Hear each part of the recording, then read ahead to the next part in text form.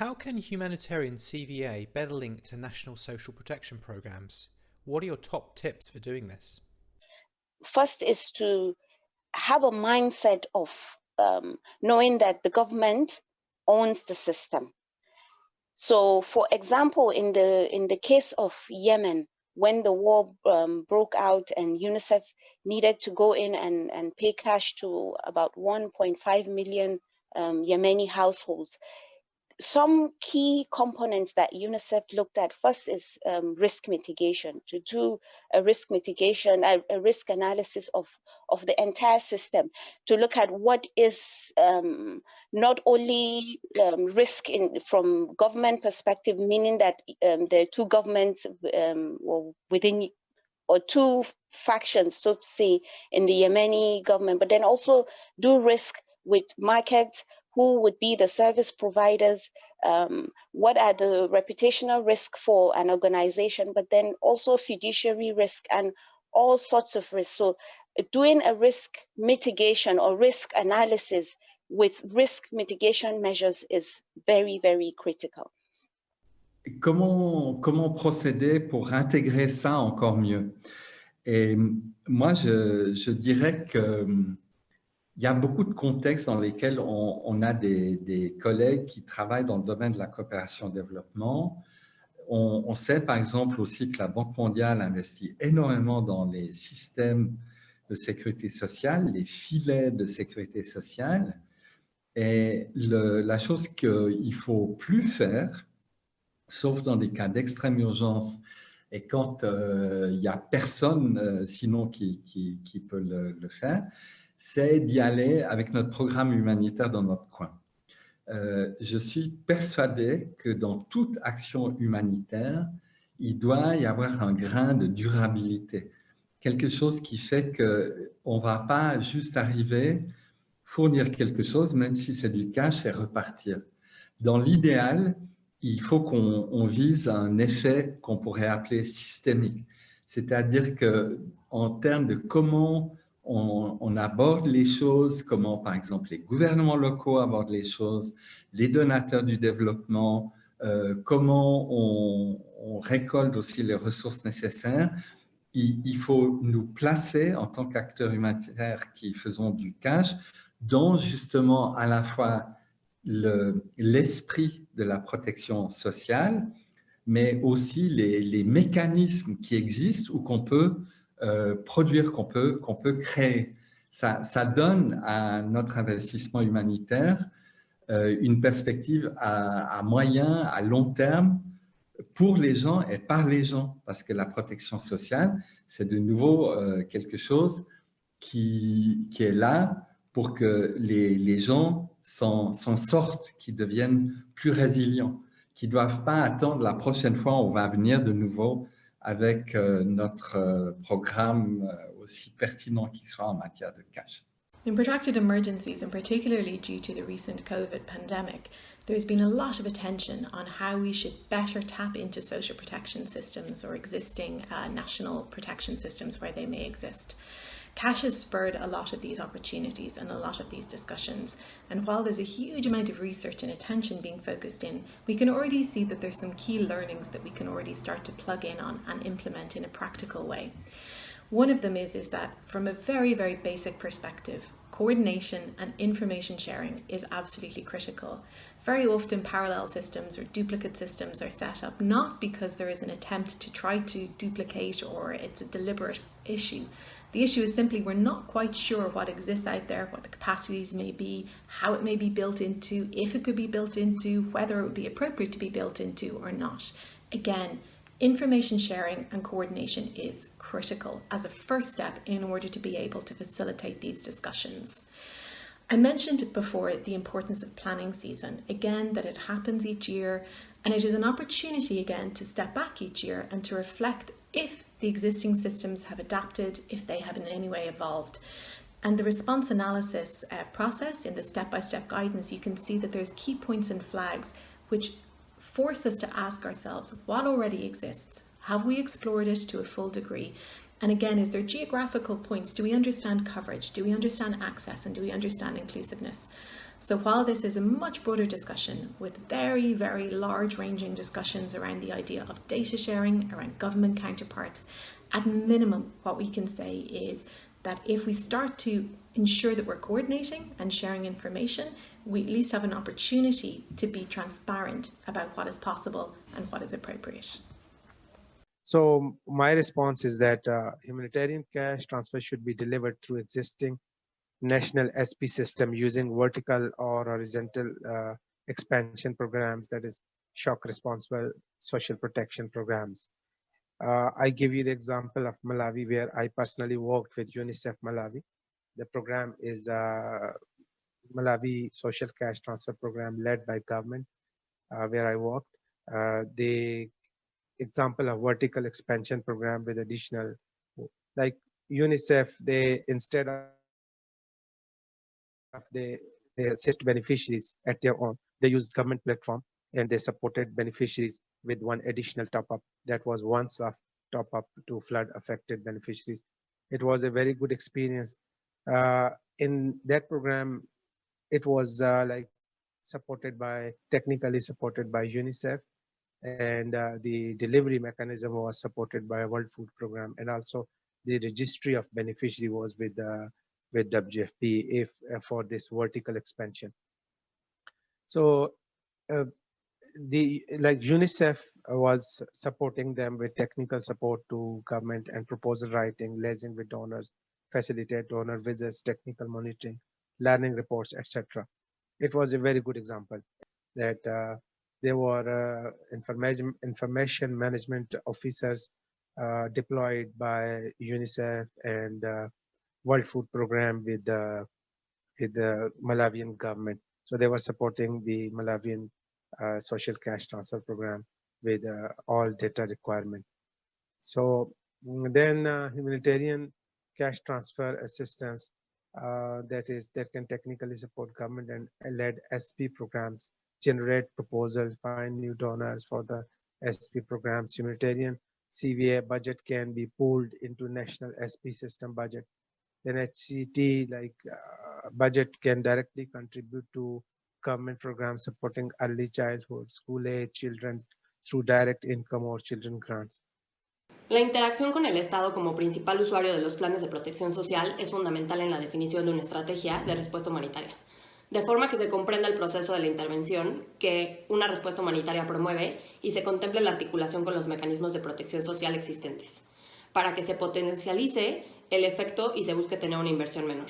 La generación de un mensaje conjunto en el que se transmita al personal involucrado y la población sobre la valía de los apoyos temporales como detonantes de procesos de mejora son fundamentales para cambiar la cultura de carácter asistencial. Whenever feasible, appropriate, and respectful of humanitarian law and principles, cash and voucher assistance should try to link with social protection safety nets.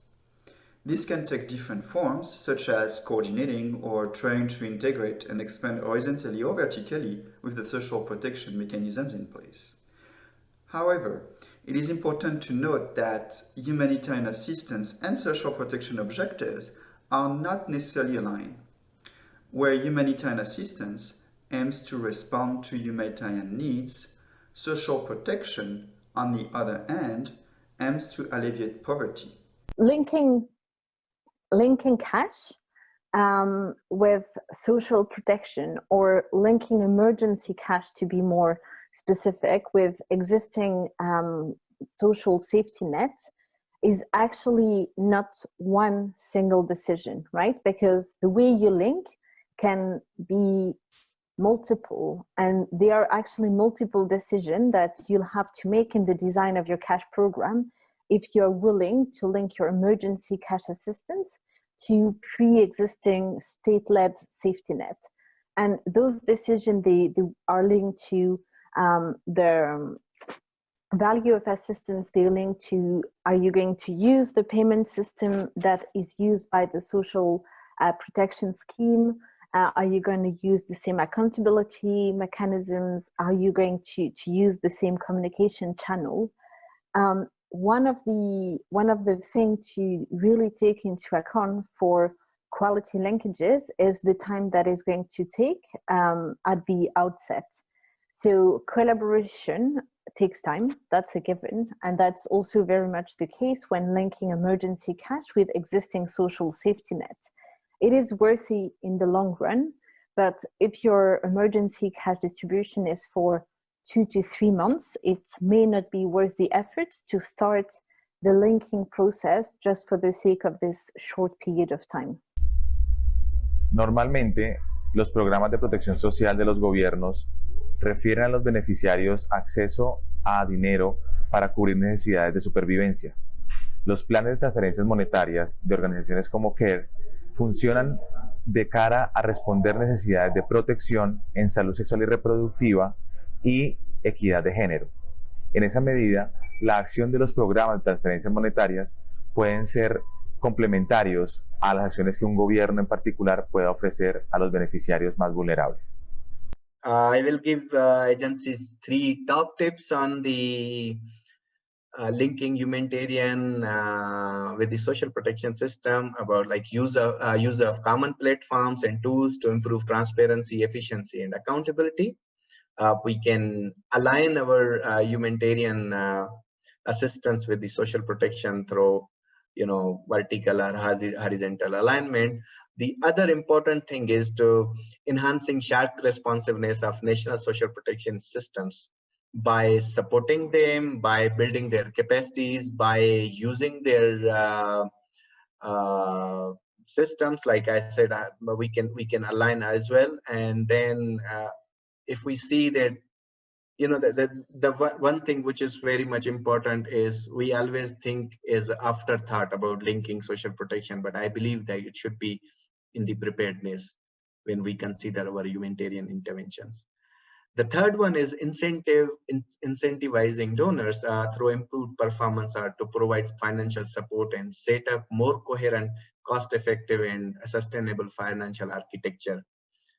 The decision to align with national system should not come as an afterthought, but rather should be part of overall response strategy. Leadership and engagement of national authorities must be the norm, not the exception. Beaucoup d'acteurs travaillent actuellement sur ce sujet et il y a beaucoup de ressources excellentes, notamment produites par CaLP et également l'initiative SPACE, Social Protection Approaches to COVID-19. 3 apprentissages à souligner pour les humanitaires.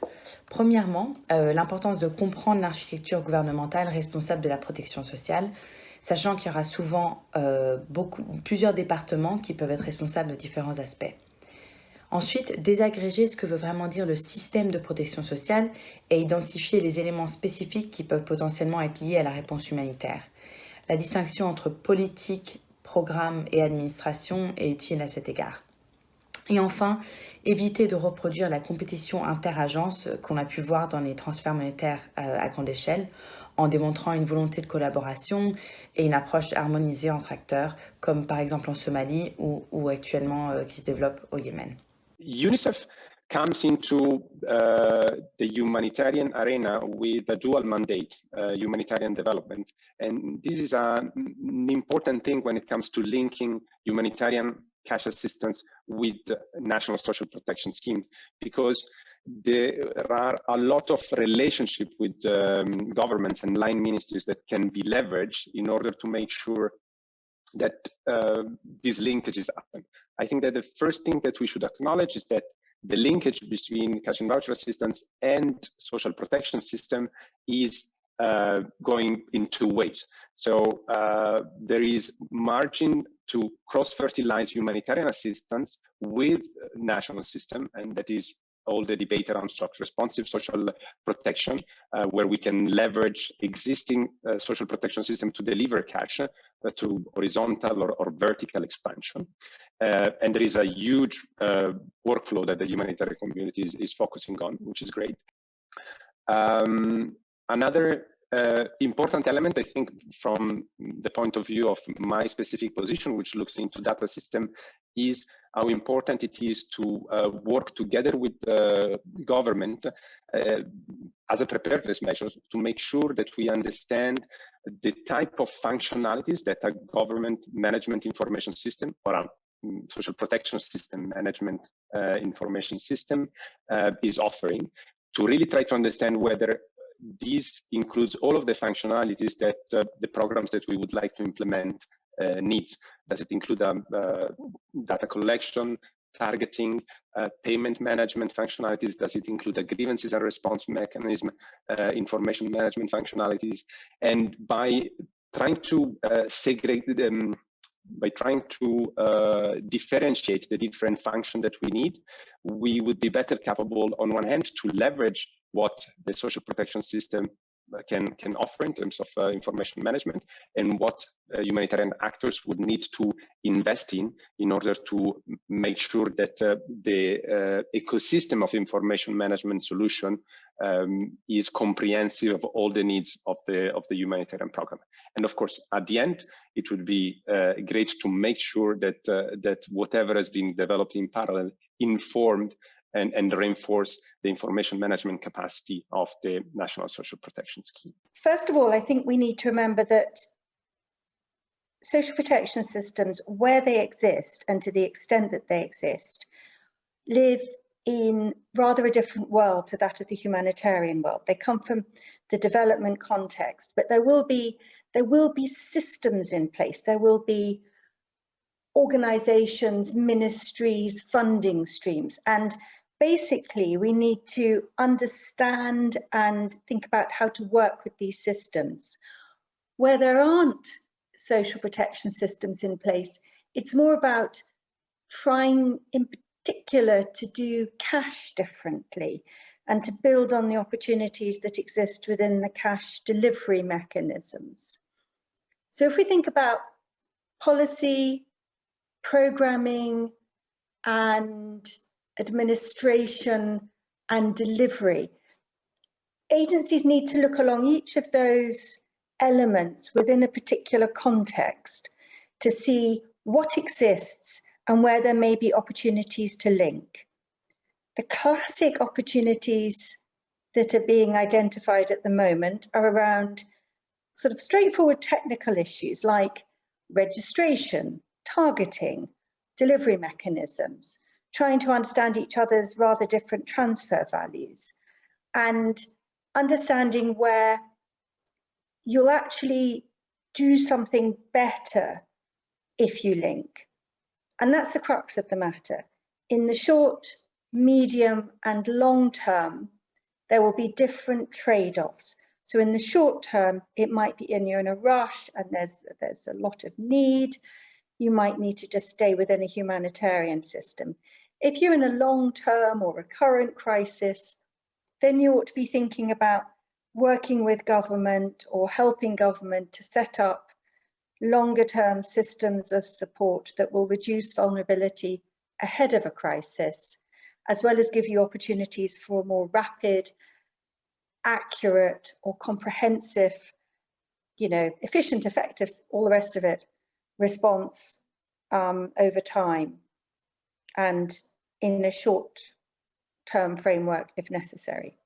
As we've seen with COVID-19, there were many vulnerable populations as part of the normal social protection system that were not covered in a crisis like Ebola. And as we have seen now with COVID-19, this became an important gap that needed to be addressed. And as a result of that, there was a recognition that national social registries needed to be more comprehensive to include all vulnerable population, not only those typically targeted by social protection systems. So as we see in the cases like this, humanitarian actors are extremely important in supporting national efforts. And especially as we move into the recovery, we see that there are opportunities for linking humanitarian action to national social protection system. First, again, to stress, number one, coordination. I cannot overstress the importance of coordination. With coordination, it is important to recognize that coordination comes at a price. So it needs to be financed. It needs to have dedicated staff. And the staff that can also provide secretarial support to a national coordination mechanism like the Cash Working Group. allows for buy-in of the government, allows for buy-in of the humanitarian partners, and a collective joint action that everyone can buy into. And with COVID-19, many lessons have already been learned that allows us to be able to help the national system to be stronger in terms of being better prepared, having national social registries that are more inclusive and that allows for partners to be able to interact with that, and discussion around the protocol, how to engage and to allow the various partners to be able to make use of the data is critically important. But let me conclude with this, that what we've seen from the COVID-19 responses, that social protection has now become a global agenda.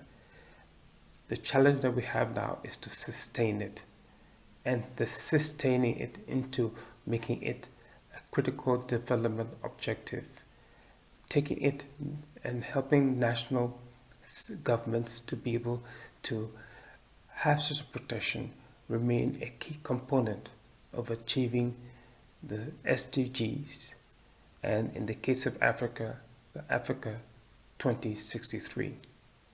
Thank you. Working with government is complex, and we have to acknowledge that. But on the other hand, it's important also to acknowledge that if on the one hand we increase complexity, on the other hand we have higher possibility to achieve greater outcomes and impact. Another key things to better link the two, I think, is that the humanitarian community has to commit to do so, or better, has to follow up on the commitment on the ground bargain and WHS at operational level.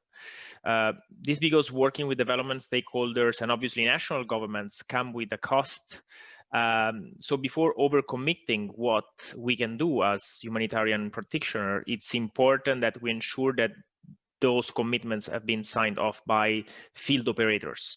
A lot of time, I personally feel that some of the commitments have been coming from very high level within the institution, while the voice of the field is key to meet these commitments. In terms of tips, I believe that the first one I would like to mention is to build social protection expertise in the different agencies, and look for profiles that have had hand-on experience in providing support to national government in the design of social protection laws, social protection policies, or even better operational frameworks. This because working through national or even subnational government institutions involve different skills with respect to the ones that you need to work using, for instance, private financial service provider when it comes to deliver cash. The other tips is around working in partnership. This because each national or subnational government unit is different. So it's important to try to take advantage of the experience of other agencies that, for instance, might have already worked with them. And on the other hand, also because there is a lot of ways to work linking CVA, humanitarian CVA and social protection. This can take the form of expanding vertically, so increasing the amount of benefit transfer to social protection beneficiaries, expanding horizontally, which means to increase the caseload of a specific social protection program, but also to piggyback on an existing program. And this can take the form of a cash plus, for instance, which is something that we often do in FAO, and there you have different components that can be provided from different agencies at the same time over the same group of beneficiaries. Last tip is around accepting and embracing failure. This because when humanitarian and CVA and social protection come together, we are moving into a multi-purpose programming where on the one hand, your goal is to deliver support to affected population, but the other goal that you have there is to build the capacity of national institutions, especially when we work in fragile setting. And these, again, add an important level of complexity in the game. So not everything will always work perfectly, and it's important to accept failure and use it for learning for the next implementations.